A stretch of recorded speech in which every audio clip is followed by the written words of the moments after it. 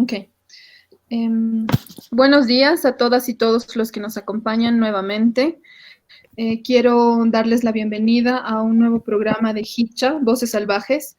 El programa de hoy tiene por tema las élites políticas en la actualidad y nos acompañan Wilmer Machaca, Ivana Paza, Carlos Rodrigo Aruquipa y Gustavo Calle. Bienvenidos todos. Vamos a iniciar con una introducción sobre el desarrollo de de las élites políticas en Bolivia. Y para eso, Gustavo nos va a hacer un paseo por la formación de estas élites en el periodo de la República. Gustavo.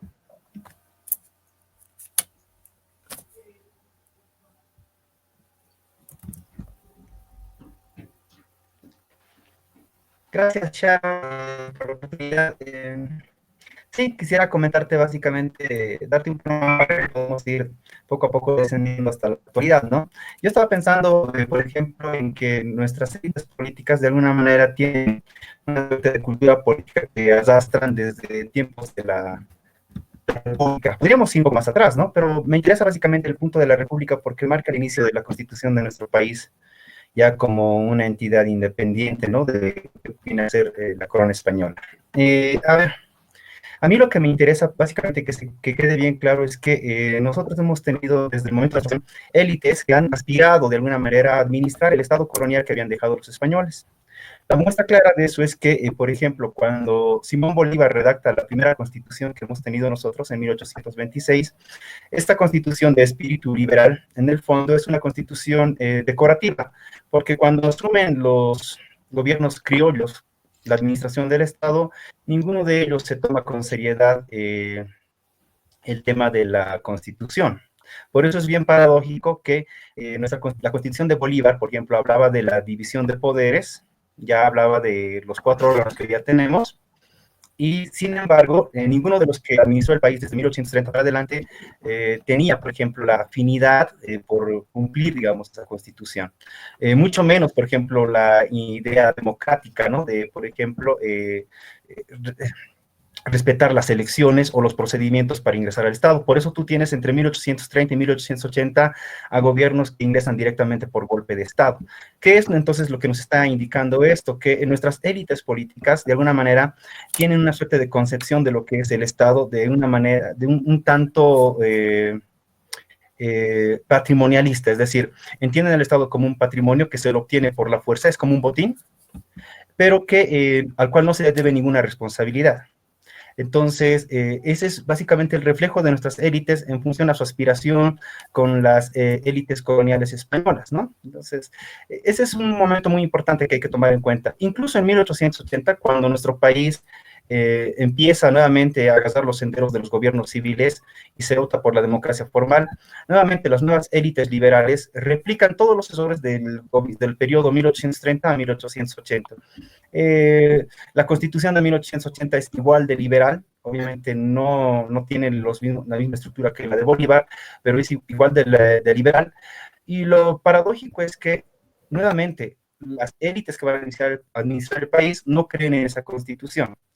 Si bien la norma mandaba un procedimiento regular de ingreso al poder, lo cierto es que liberales y conservadores y republicanos se van a tener en una batida, por ejemplo, llena de violencia para acceder a los diferentes gobiernos. En síntesis, nosotros somos herederos de una cultura política marcada por básicamente una mirada del Estado como un patrimonio al cual se accede con la fuerza y una vez que se lo obtiene, se lo disfruta de manera egoísta e independiente, ¿no? De los sectores que han aprovechado. Entonces creo que esa es una primera parte que hay que tomar en cuenta para poder entender cuál es la lógica de las élites políticas en nuestro país. Bueno, en realidad de Latinoamérica, ¿no? Pero nos está tocando analizar este fragmento de nuestro territorio.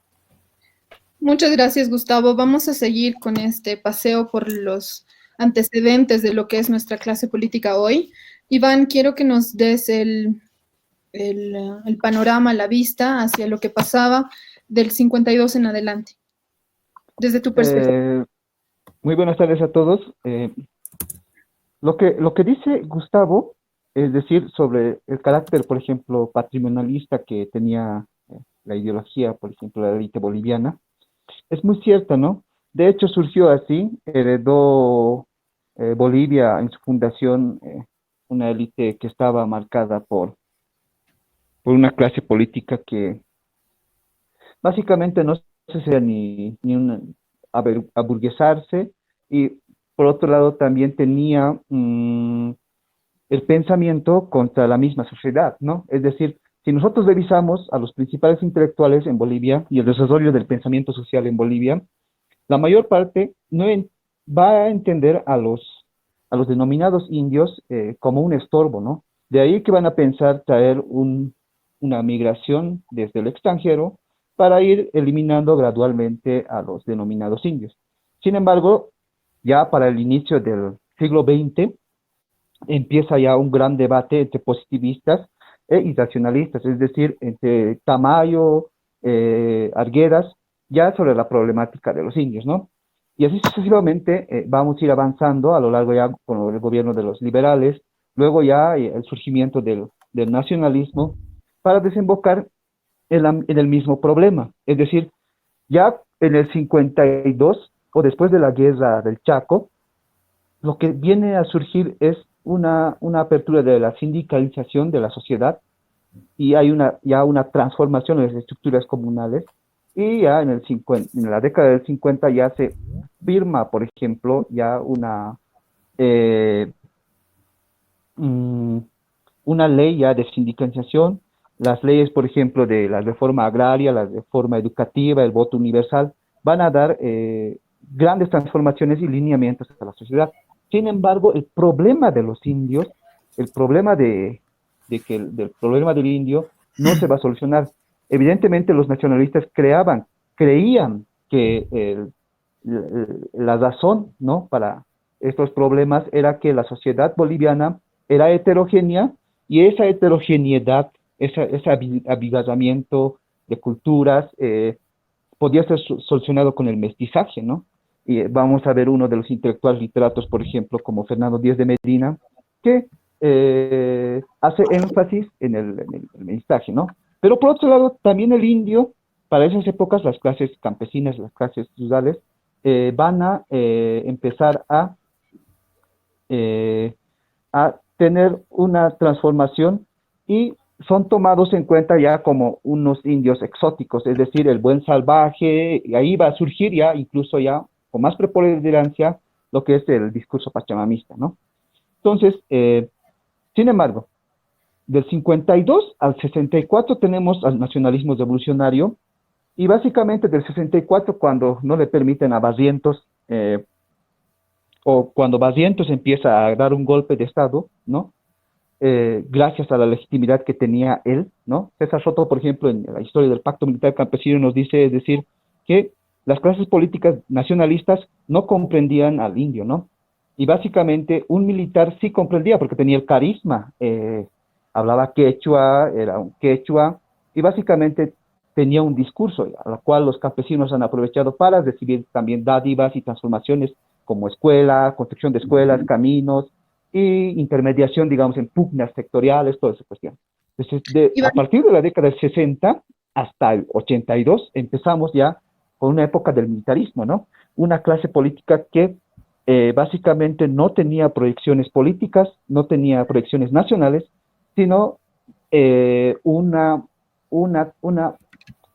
un tirar de postas, por ejemplo, para darse cabida en el gobierno militar tras militar, familia tras familia, primo tras primo, ¿no? Entonces, hay una complexión, hay una constitución de clases políticas dentro del militarismo, pero que son incipientes. No, no es una burguesía, no es una élite política que trata de hegemonizar y constituir la sociedad boliviana en el Estado. Es decir, el Estado no es una síntesis de la sociedad civil.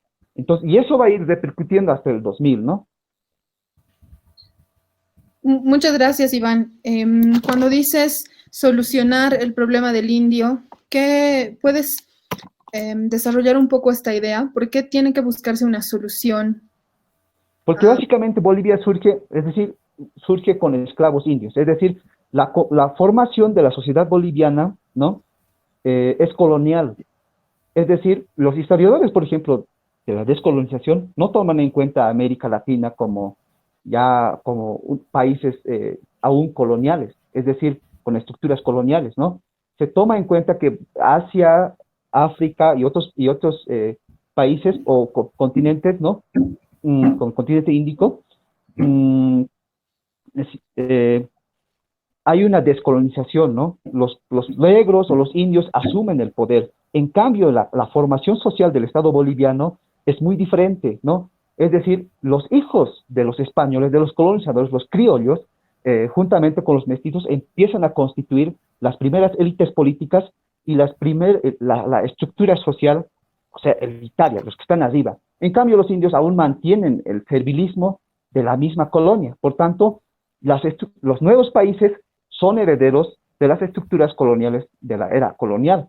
Entonces, los indios estaban ahí, no recibían educación, no eran ciudadanos civiles, o sea, no se era considerada como una sociedad civil, sino como una especie de obstáculo para que Bolivia progrese a grandes pasos, ¿no? Entonces, ahí surge un problema ya colonial. Es decir, la élite política en Bolivia no trata de dar educación. Un ejemplo, Sharon.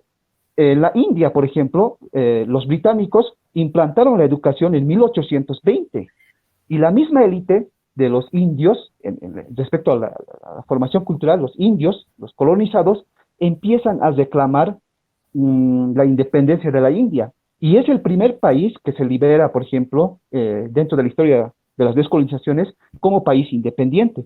Entonces, la educación implica mucho. Mira, Charol, aquí a nosotros nos dan de 100, a los indios, las demás culturas nos dan la educación a partir de la década del 50. Entonces, la formación elitaria de las culturas subalternas va a tardar, ¿no? Va a tardar. La misma construcción de la aymaridad, de la quechuidad, va a retrasarse. Entonces, las manos, o sea, los dirigentes del país estaban constituidas en las manos de estos hijos, de los criollos, de la casta señorial, que no entendía el país. Entonces, ahí hay un problema aún vigente sobre la problemática del indio. Muchísimas gracias, Iván.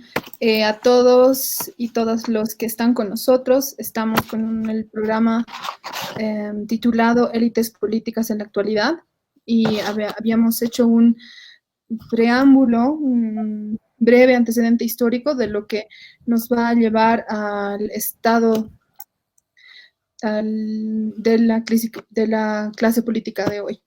Y para cerrar ese preludio, ese preámbulo, vamos a escuchar a Carlos, quien va de alguna manera a hacer el intento de traducir estos antecedentes a la crisis del año pasado y desde ese espacio vamos a querer entender lo que está pasando hoy.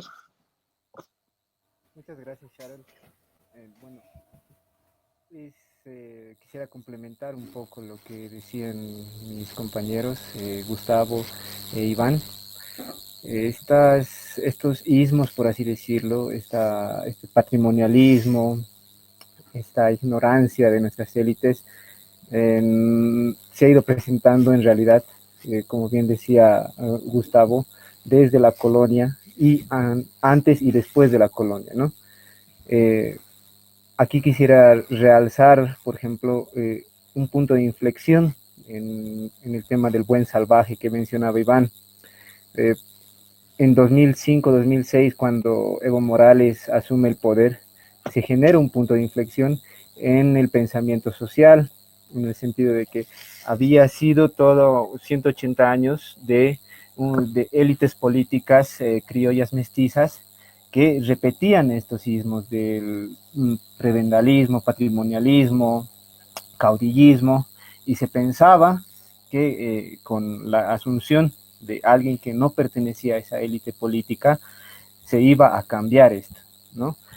Pero ya después, en el transcurso del gobierno del MAS, se ha visto nomás que esto se ha ido replicando, ¿no? O sea, estas estructuras que permanecen en nuestra sociedad son estructuras que no se pueden cambiar tan fácilmente, que parecen ser inalterables, y es que también juega el tema de la educación. No tenemos por el momento un sistema educativo acorde a lo que sería un sistema democrático, con valores que enaltezcan al individuo, por ejemplo, por respecto a los intereses societales o mayoritarios. No tenemos un sistema educativo, por ejemplo, que valore la crítica, y más al contrario, tenemos un sistema educativo que refuerza o impone más que todo la creencia colectiva. Eso en la parte de la educación, pero juega desde octubre del año pasado el sentimiento colectivo también de un nuevo nacer, es decir, está bien, no ha funcionado el 2006 hasta el 2019 lo que nosotros creíamos, que el buen salvaje, entre comillas, tenía otras aspiraciones, tenía otra estructura de pensamiento, por así decirlo, para arrear al Estado y transformarlo en algo mejor. Y entra en acción, vuelve, yo creo, retoma la acción, la élite política antigua de 2005 para atrás, con ese dogmatismo que tenían también las élites anteriores, con ese prebendalismo, con ese patrimonialismo, que al principio no figuraba, ¿no? Porque justamente la denominada Revolución de las Pititas enarbolaba todo lo contrario a estos ismos, y bueno, en 6 meses, un poco más, vemos que no es así. O sea, aquí estamos viendo que el problema, más que las élites, son las estructuras, tanto de pensamiento de las élites como de nuestra sociedad. Yo desde una humilde reflexión diría, por ejemplo, en el campo de la corrupción, que es un anhelo que tiene el ciudadano boliviano como tal, entrar al Estado para aprovechar esto. O sea, en mayor o menor medida. Siempre se tiene la sensación de que estando o siendo parte de la burocracia vas a tener un beneficio, ya sea directo o indirecto. Y esa es una aspiración que se tiene, porque también se ha visto, por ejemplo, que en la Revolución del 52, varias de la pseudo burguesía que tenemos se ha formado gracias al Estado. La burguesía de piel morena que ahora tenemos, también a partir de 2006 se ha ido consolidando. Y es porque ha tenido esos favores desde el Estado. Entonces, repito, la consecuencia aquí es de estructuras de pensamiento, de tanto de las élites políticas como de la sociedad en su conjunto.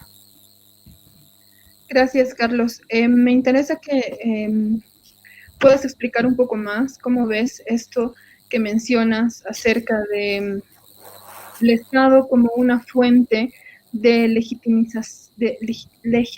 legitimación o como una fuente formadora de clases de poder. Ya, por ejemplo, a ver, en este último tiempo simplemente, a partir de la crisis del 21060, varias de nuestros padres, abuelos, con el tema de la relocalización, con el tema de la hiperinflación, se han tenido que ver obligados a ir a una economía informal, netamente informal. Las ferias de la 16 de julio, por ejemplo, son consecuencia de aquello. Los productores del Chapare son consecuencia también de aquello. Y si tú ves, han actuado fuera del Estado. Actuar fuera del Estado significa, por ejemplo, no pagar impuestos, no tener tributación respecto, por ejemplo, a los puestos, no tener un impuesto, por ejemplo, a la coca, que no se tiene. Y en ese sentido, necesitaban el campo formal para ver consolidado todo el cúmulo económico, todo ese poderío económico que habían formado. Y ahí es, por ejemplo, donde entra en juego el MAS, donde se hace el favor, por así decirlo, con leyes, decretos y ordenanzas para que este cúmulo económico ya pase al lado formal. Te doy un ejemplo simplemente, el tema de la ley 1008, o el tema de la extensión de cultivos de coca, que hasta antes del 2006 no se veía esto. O sea, con los gobiernos anteriores al MAS se perseguía el tema de la coca. En el gobierno del MAS ya no.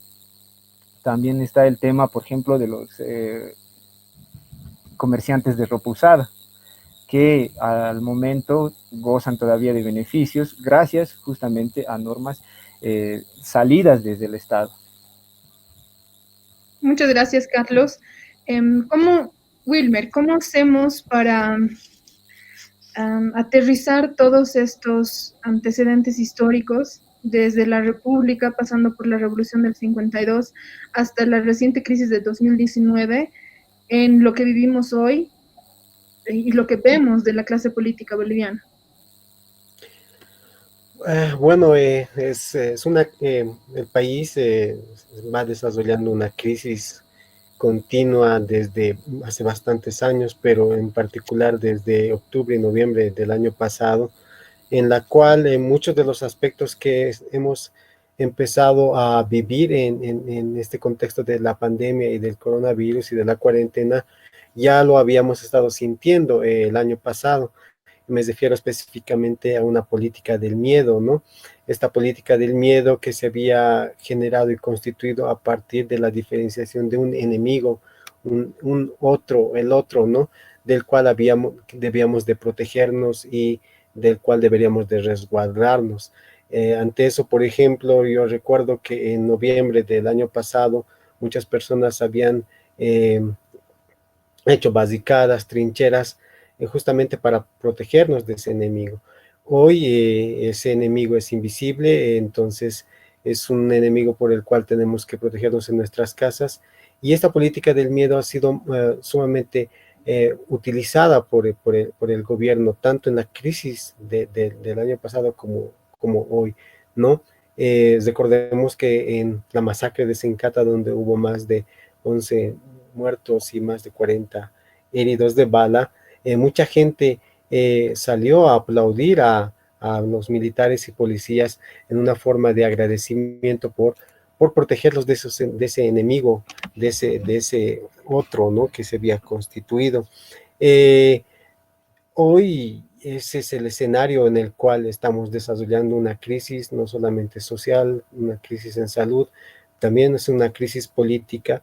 Yo creo que en un inicio este gobierno tenía grandes expectativas y esperanzas, sobre todo por un sector social el cual se había movilizado en contra del gobierno anterior, pero como muchos, como la mayoría de los bolivianos, habían considerado que este gobierno iba a ser de transición, pero creo que lo menos que este gobierno ha pensado y ha desarrollado es entenderse como un gobierno de transición.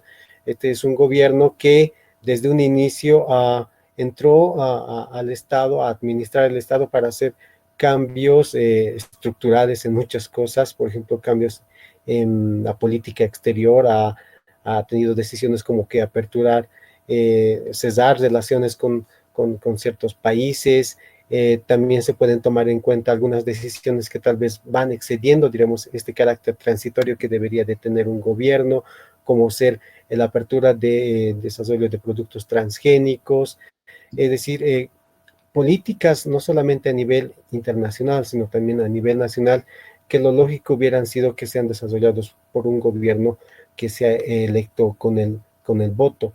Esto es un panorama que también se traduce con una decisión de no ser un gobierno de tránsito, pero tener una obsesión de ser un gobierno que cambie o que vuelque, digamos, el sentido de las cosas. Es decir, creo que su principal objetivo es como que voltear la torta de lo que era antes en la administración del movimiento al socialismo. En todo esto es como que toma acciones y decisiones que muchas veces pueden ser consideradas como que vulneren los derechos humanos, inclusive la libertad de expresión. Recordemos que presionó a las empresas de cable para que saquen a algunos canales que dentro de su perspectiva del gobierno eran por supuesto, incómodos como RT o Telesur y otras cosas. Ha cesado las radios comunitarias, ha habido cierta presión para los medios de comunicación, y en esta crisis sobre todo, ¿no? Que ahora que se ha desarrollado un escándalo sobre un uso o una compra con sobreprecio de los respiradores, pero ya se venían anunciando mucho más antes bastantes actos de corrupción, pero había una prensa y unos medios de comunicación sumamente benevolentes con el gobierno, ¿no? Inclusive obsecuentes en muchos casos, algo que llamaba sumamente la atención. Es decir, es un gobierno que inclusive en una situación de crisis como la que estábamos viviendo, estaba un poco más preocupado en desarrollar una especie de persecución política a sus enemigos, es decir, cualquiera que tenga una manifestación de descontento o tal vez que no esté de acuerdo con políticas del gobierno es masista, ¿no? Entonces, ese es el único lineamiento por el cual este gobierno tal vez se acoge, ¿no? En este momento. Bueno, esta es un poco la perspectiva, ¿no? La desilusión de un gobierno que tal vez hubiese sido un tránsito para aperturar un gobierno con legitimidad, un gobierno transitorio, pero que por estas circunstancias también de la pandemia ha sido alargando su gestión, pero también deteriorando de gran manera, y cosas que, por ejemplo, se criticaban antes, se las va reproduciendo. Por ejemplo, un uso abusivo de las instituciones del orden, pero también una manipulación del órgano judicial. Recordemos que en este caso de los respiradores tenía que haber una audiencia en la cual el juez de apellido Huacani es aprendido sin ningún tipo de orden, y ni siquiera la fiscalía tuvo que ver con esa aprehensión.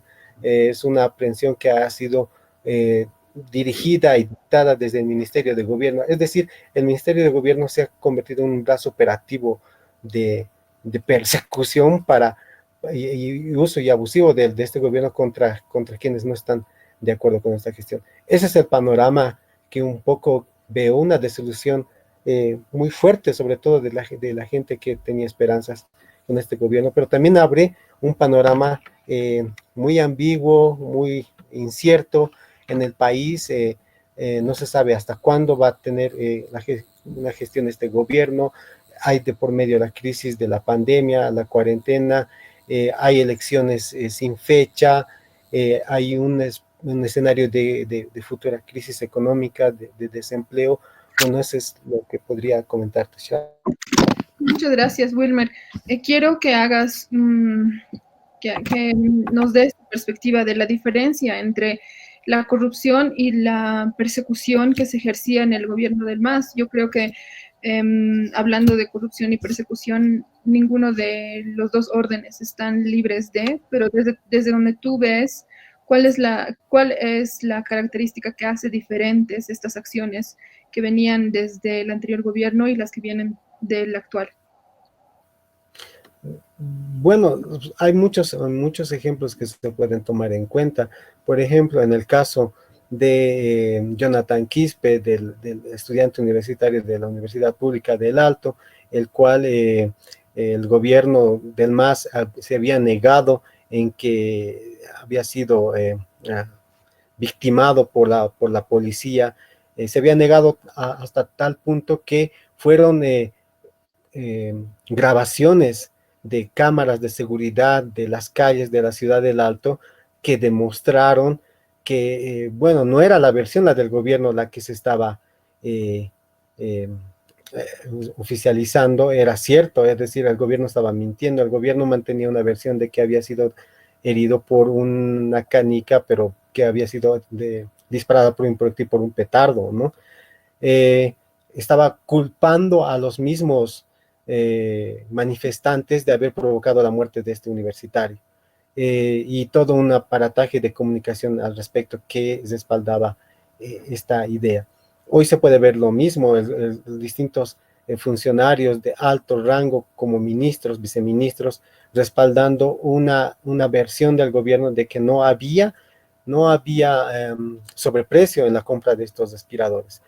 Esto se desbordó cuando hubo la entrevista de John Aranya con la empresa española que produció. Es decir, hay una sinvergüenzura, ¿no? Yo creo que hay una comparación casi similar, ¿no? Y justamente son tal vez fusibles los que tienen que pagar y responsabilizarse. En el caso de, de, de Jonathan Quispe fue un policía quien que tuvo que inculparse, ¿no? Para no responsabilizar tal vez en ese entonces al ministro Carlos Romero.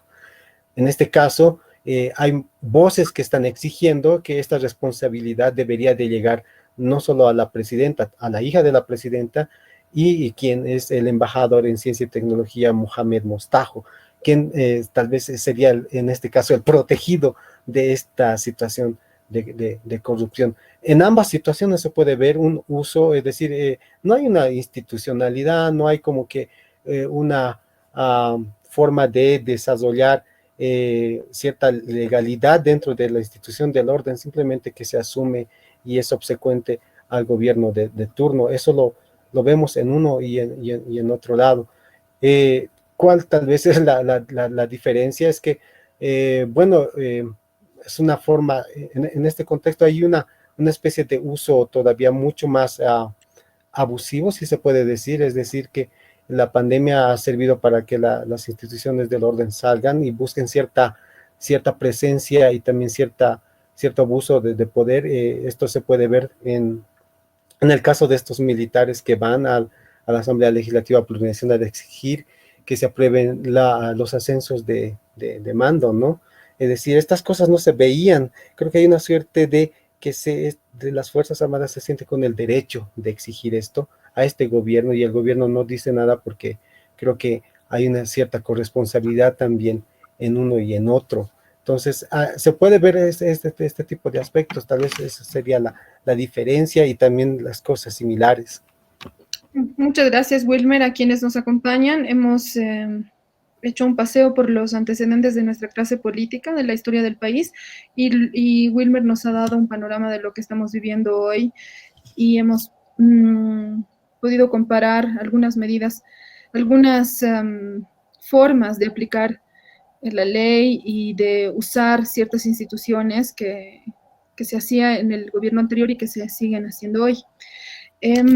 Quisiera preguntarles a los cuatro, ¿cómo explicamos o cómo relacionamos lo que nos acaba de comentar Wilmer con lo que decían antes de nuestro pasado republicano, post-52 y de la crisis que acabamos de vivir?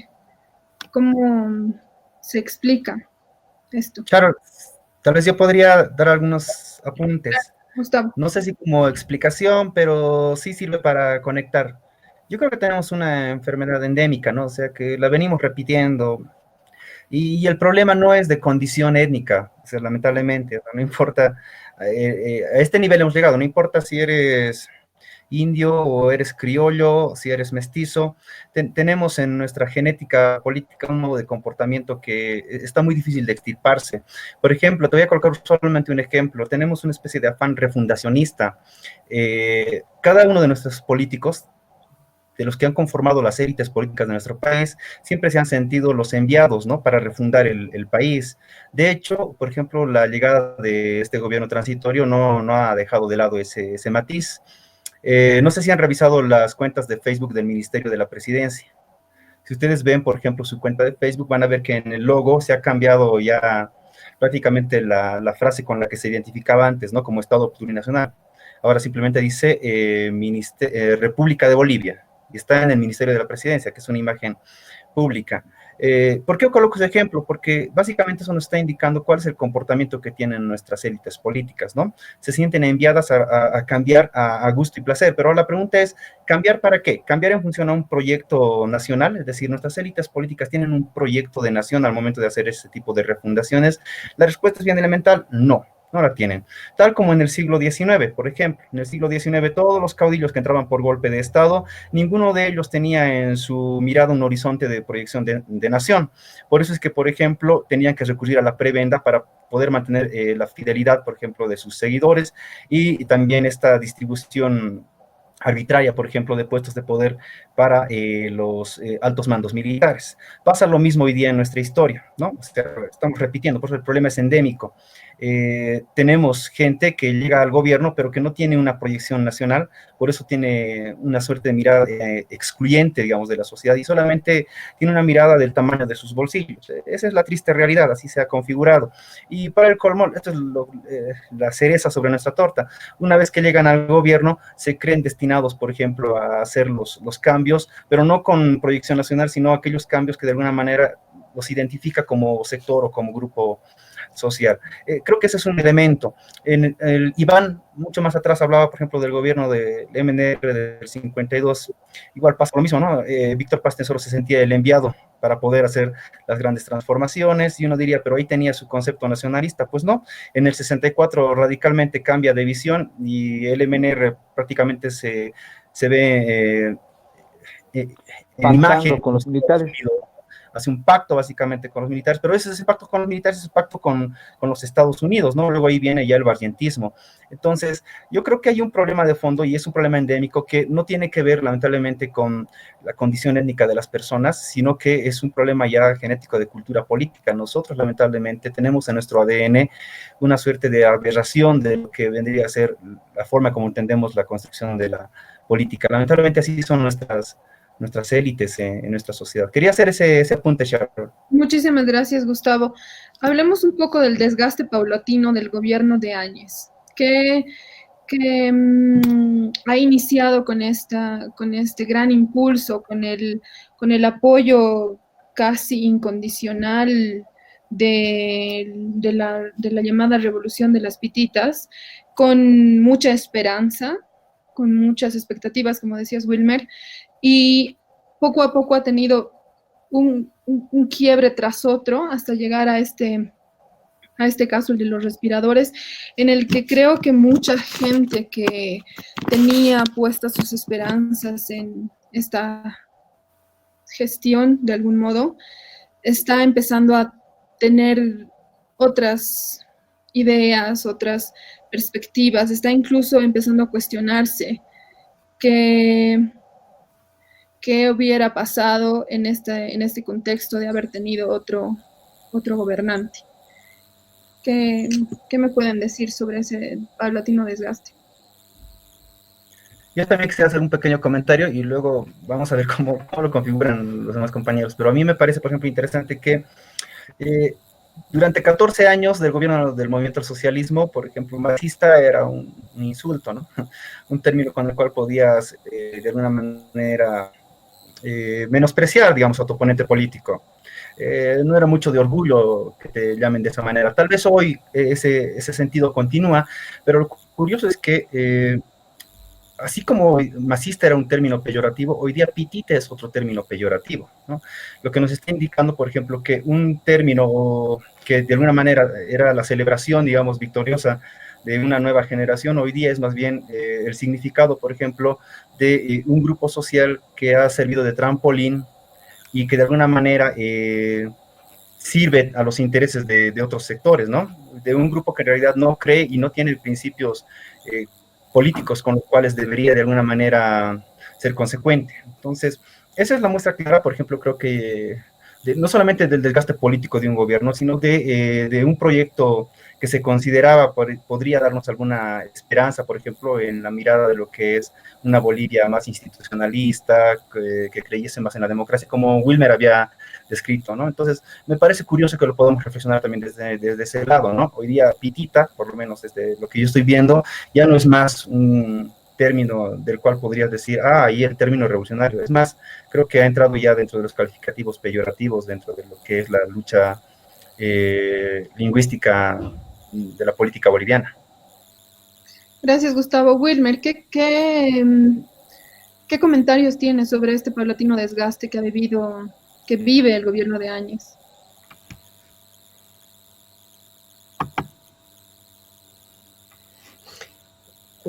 Bueno, es un desgaste que está generando incertidumbre principalmente. Eso sería mi opinión. Incertidumbre sobre todo en la gente. Yo creo que la gente como que se veía venir, hasta cierto punto le tuvo fe, incluso el uso del tema de la religión y del uso de símbolos que tienen que ver con la fe, hasta cierto punto tuvieron efecto, pero hoy ante tanta evidencia, diremos, no solo de la corrupción, sino el abuso de poder, lo que decía Gustavo es notorio, ahí se está invirtiendo los significados y la concepción de la gente acerca de este gobierno, pero también acerca de estas categorías como lo de pitita y masista, ¿no? Pero no hay un elemento de claridad tampoco, es decir, eh, no hay alguien que pueda representar tal vez un grado de proyección política para poder tener algún cierto grado de esperanza en el país. Recién estaba viendo una encuesta y realmente de los partidos que están terciando para las futuras elecciones y veía que el MAS está con 30%, Áñez, Carlos Mesa con 20% y cosas así, y Áñez bajó bastante, pero no hay alguien que pueda tal vez tener un respaldo mayoritario en este contexto. Y es conflictivo también porque al final de cuentas muchas de estas políticas sociales que se han desarrollado en el país, al final de cuentas no son concesiones, sino son adquisiciones de deudas y que tarde o temprano van a tener que generar algún grado de factura no solamente al gobierno, sino también a la población en general. No habría como un espacio de esperanza, porque si bien este gobierno puede renunciar, no hay una certidumbre de qué es lo que se viene después de este gobierno, ¿no? Entonces, lo veo una situación muy complicada. Gracias, Wilmer. Carlos, para pasar de lo que ha dicho Wilmer hacia precisamente eso, ¿qué es lo que se viene? En tanto de escenarios posibles, ¿qué tenemos? Bueno, un poco antes quisiera complementar lo que Gustavo decía, tanto respecto a que élites, es una élite la actual como las anteriores que no tienen un proyecto de país. Esto les va a sonar un poco mal a muchos, tal vez que tienen simpatía con el gobierno, pero el único gobierno que se podría decir después de la revolución del 52, en lo fáctico, que ha tenido un proyecto de país ha sido el MAS. O sea, tal vez con errores, con desaciertos o con disgustos, pero si uno lee, por ejemplo, los programas de gobierno y las intenciones que tenían que cumplir ese programa de gobierno, era un proyecto de país, ¿ya? En ese sentido, la asunción al poder de Áñez y ya después con la candidatura no te muestra lo mismo. Vuelvo a los programas de gobierno.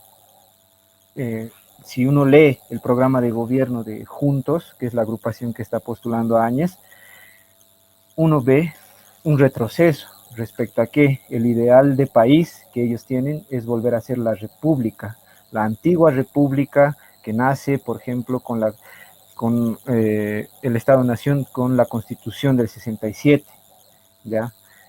Demarcando o ignorando a estructuras sociales como los movimientos sociales, organizaciones sociales que en estos últimos 14 años y a lo largo también de la historia han luchado por un lugar, ya más, sin embargo, en este programa de gobierno se los descalifica. Ya desde esa visión, tú puedes ver que continúa la teoría de las dos Bolivias, es decir, hay una dicotomía muy fuerte, hay una dicotomía y es por eso también que no se tiene un proyecto de nación al momento, un proyecto de país, y eso, claro, puede llevar a la violencia. El peor escenario después de la cuarentena sería que cada uno tome su visión como correcta y unilateralmente y haya una polarización que llegue a la violencia. Bueno, esperaría yo por otra parte, que si tenemos, o aplicar, mejor dicho, ese poco de madurez democrática que hemos llegado a tener, por ejemplo, en el año 2000, cuando se ha realizado el diálogo nacional, cuando se vivía más o menos una coyuntura de igual manera polarizada. esperaría que las élites políticas hablen con su sociedad de manera franca para que se pueda disolver esta incertidumbre de la cual hablaba Wilmer. Porque es cierto esto, estamos viviendo en una incertidumbre, no solamente en el plano político, es decir, no se sabe cuándo en realidad se van a llevar las elecciones, sino también en el campo social y económico, que tal vez es lo que a mucha gente más le interesa. Es decir, no se tiene un norte en el campo económico para saber si mañana vamos a tener el trabajo que hasta hace 2 meses tal vez lo teníamos. No se tiene la certidumbre para saber si se va a pagar los préstamos de los bancos, los prestatarios, puesto que hasta el momento el gobierno de transición no ha sacado el reglamento para pagar los préstamos.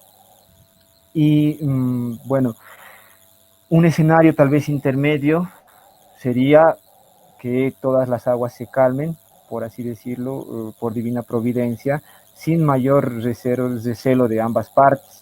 Pero eso en política es esperar, es esperar un mundo ideal, cosa que no va a pasar, porque hay intereses muy, muy contrapuestos en la actualidad.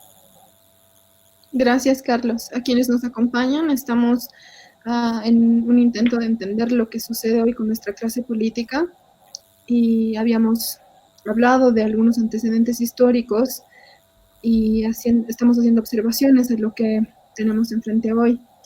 Eh, Iván, quisiera que me des tu perspectiva de lo que podemos esperar en, en tanto del gobierno de Áñez, quizás su falta de legitimidad o Creo que, posibilidad creo que, vacía creo que y que las varía. crisis políticas, Sharon, se deben, por ejemplo, a causas, por ejemplo, a falta de legitimidad y, por supuesto, el carácter caudillista de los líderes, ¿no? Si analizamos el 52 al 64, eh, la actitud caudillesca, por ejemplo, de Víctor Paz Estenssoro, derivó en un golpe, ¿no? Porque básicamente ya hubo pugnas internas en el MNR, ¿no? Entre Walter Guevara, entre Siles Suazo y básicamente con Víctor Paz. Se quiso, como Evo Morales también, nuevamente postular, o se postuló, ¿no? Y derivó en una crisis militar bien, bien lamentable, ¿no? Y que nos llevó a una crisis económica. En este caso, en el 2000, la crisis política, por ejemplo, se dio básicamente por un vaciamiento ideológico, ¿no? Es decir, cuando existe en las estructuras políticas un vaciamiento ideológico, y básicamente surge otra ideología emergente, ¿no? Y en este caso, en el 2000 al 2005, surgió, por ejemplo, el ideal de la plurinacionalidad, la descolonización, la seguridad alimentaria, asamblea constituyente. Entonces, una serie de proyectos, de ideales que la sociedad ha ido formando a lo largo, por ejemplo, desde la era democrática, la apertura democrática de la década de los 80. Ahora bien, el MAS sí tuvo hegemonía en la sociedad, en su gobernabilidad, para gobernar tuvo hegemonía, ¿no? Porque articuló básicamente los ejes principales, o las sociedades principales, los movimientos indígenas, los movimientos sociales y la clase media, ¿no? Entonces hubo un grillete de intereses sociales, de demandas sociales que mantuvo al gobierno de Evo Morales. Pero Evo Morales también, como Paz Estenssoro, como dije hace un momento, quiso hacerse reelegir, la reelección, y lo que derivó, digamos, en una crisis política. Pero aquí algo interesante, ¿no? Zabaleta decía algo bien interesante, de que las crisis políticas no simplemente se dan por falta de legitimidad, vaciamiento ideológico, sino también puede haber crisis políticas causadas, por ejemplo, por pandemias, enfermedades o estructuras largas como el medio ambiente, sequías, todos esos aspectos. Entonces, aquí hay una combinación de una crisis política, pero a la misma vez una crisis de salud. Entonces, hay una crisis elevada al cuadrado. Y creo que las clases políticas de derecha, ¿no? Los partidos políticos de derecha tienen un estorbo respecto a su pensamiento político, ¿no? Es decir, hay un eje ideológico hispanista, ¿no? En la ideología política de la derecha, en un país no hispánico, en un país de indios. Piensan que están en un país hispánico, pero no es así. Es decir, por eso es básicamente tratan de cambiar, como dijo Gustavo, los nombres, por ejemplo, de instituciones, han quemado la Huipala, ha surgido el darwinismo social, ¿no? Que existía en la década de los finales del siglo XIX e inicios del XX, donde básicamente se acusaba de hordas, de salvajes, pero son categorías sociales que básicamente marcan una tendencia dentro de la colonización, del racismo incluso. Entonces, la derecha está así, y, y el MAS es como un niño, un niño o un muchacho que le gusta a una chica, pero no le dice que le gusta de frente, ¿no? Es decir, no se atreve a cuestionar, a movilizar a la base que tuvo él, es decir, las organizaciones sociales. Bolivia funciona, sea en el lado oriental, Santa Cruz, o como en el caso altiplánico, por las organizaciones sociales, ¿no? Es decir, a los movimientos sociales aquí aún siguen vigentes y el movimiento indígena también, porque básicamente las estructuras de larga duración, como las estructuras raciales, las estructuras diferenciales, aún están vigentes. Entonces, lo que nos espera, ¿no? Lo que nos espera, a partir de la característica que tiene la presidenta Áñez, es decir, de quedarse, aún mantenerse en el gobierno, no respetando la institucionalidad que se le ha dado a ella, o la legalidad que se le ha dado a ella, es decir, de convocar elecciones, lo que se nos viene es una serie de varias crisis políticas, porque no hay un bloque hegemónico que hegemonice todos los sectores y articule, digamos, y que sea legítimo y que dé estabilidad política y social como hubo del 2005 hasta el 2019, ¿no? Entonces, básicamente, nos espera una serie de crisis y bueno, los politólogos, los sociólogos vamos a tener mucho trabajo de hoy en adelante. Nada más. Gracias, Iván. Ya estamos en los últimos minutos del programa. Gustavo, quisiera que nos que nos hagas un comentario hacia lo que puede venir hoy, a partir de hoy, lo que puede venir, y también si puedes incluir el rol que puede o no jugar Eva Copa en este porvenir. Sí, yo comparto el pesimismo, ¿no? del Iván, porque es básicamente inferible que es lo que va a suceder, porque tienes básicamente una sociedad bien fragmentada.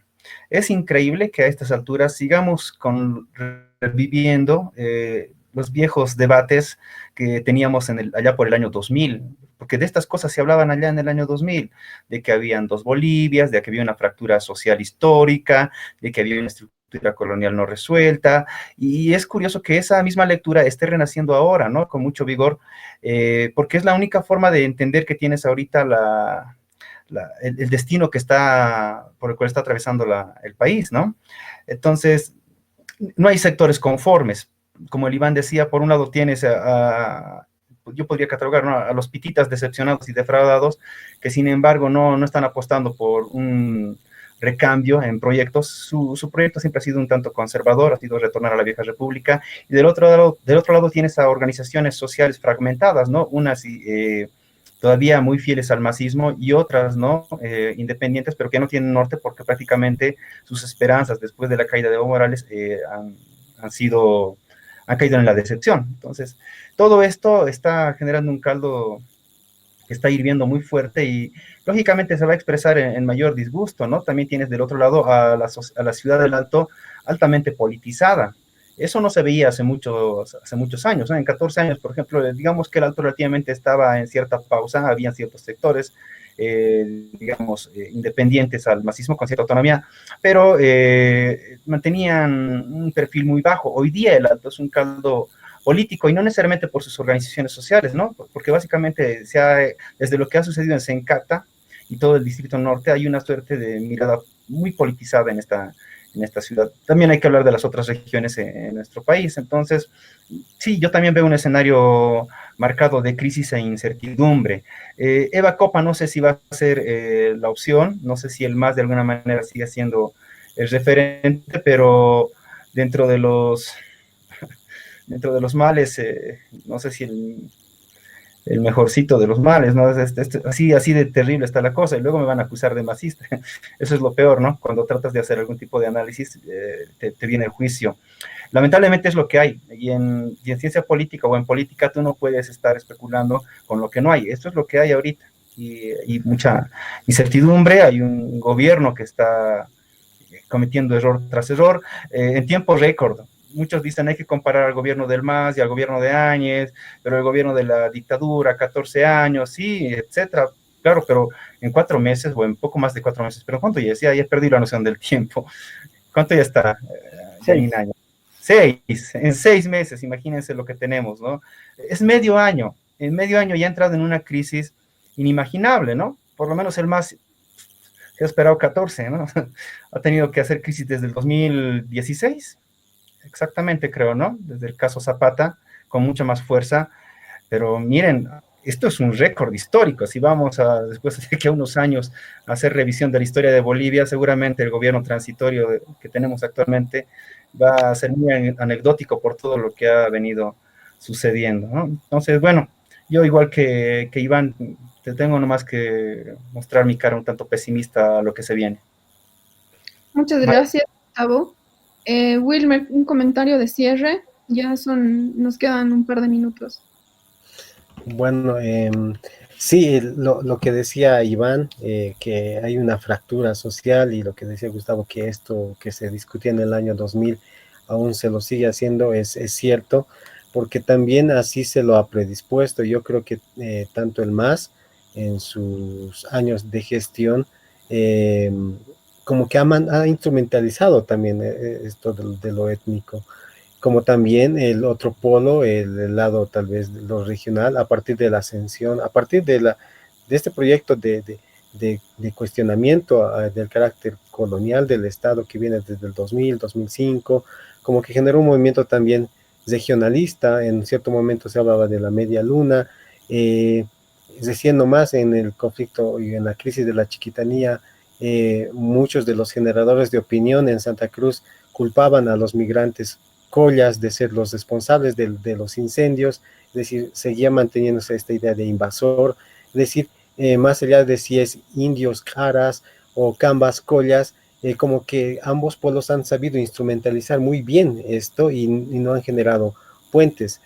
Tú puedes ver en las elecciones del 2019, por ejemplo, el bloque opositor al MAS jamás tuvo intenciones de incursionar o tal vez aperturarse con personas que tengan carácter de decisión en sus filas de parte de movimientos sociales y organizaciones sociales. Siempre han querido tener una persona como un instrumento, como un florero, como Tata Quispe, ¿no? Es complicado, ¿no? Que se mantenga esta situación. Yo creo que se va a mantener. El conflicto del año pasado, del 2019, por ejemplo, si bien concluyó con 14 años de gobierno del MAS, no abrió un espacio de hegemonía. Es decir, es más, yo creo que se sentían victoriosos, y lo de Sencata, y a partir también de lo de Sacaba, más las posteriores manifestaciones, nos sigue mostrando que hay otro país también, hay otra Bolivia que está en este caso sumamente con una carencia de legitimidad este gobierno en ese otro país. Entonces, ese es el escenario. Yo creo que lo más saludable en esto sería ir a unas elecciones, no sé cuándo, pero se necesita un gobierno que tenga legitimidad, ¿no? Que en alguna medida esta polarización pueda resolverse dentro de las urnas. Se puede ver no solamente un desgaste del gobierno ante la opinión pública, sino también dentro de sus propios aliados.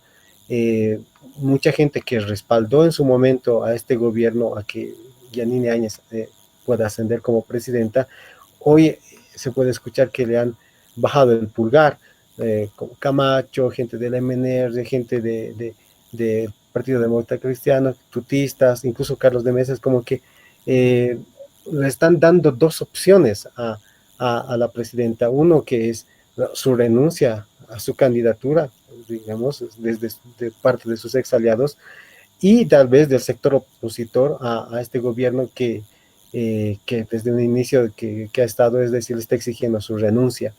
Entonces ese es el escenario para que tiene ahorita este gobierno: o renuncia a su candidatura o renuncia al gobierno. Y en una situación tal vez daría cierto oxígeno a los otros partidos que tal vez podrían tener una mejor posición y presencia dentro de esta situación. Y lo otro sería abrirse a la posibilidad de una sucesión constitucional a Eva Copa. Es lo único que queda legalmente, ¿no? Pero también sería abrir, digamos, otro campo de conflicto tal vez con que tal vez no resolvería la situación. Ese es el escenario un poco que veo. Muchas gracias, Wilmer. Gracias a todos por estar hoy.